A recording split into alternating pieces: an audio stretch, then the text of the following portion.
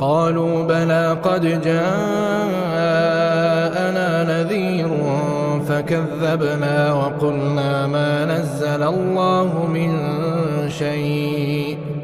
إن أنتم إلا في ضلال كبير.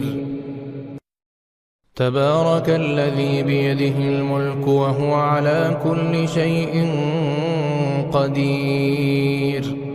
الذي خلق الموت والحياة ليبلوكم أيكم أحسن عملا وهو العزيز الغفور الذي خلق 7 سماوات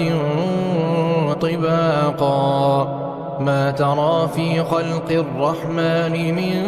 تفاوت فارجع البصر هل ترى من فطور ثم ارجع البصر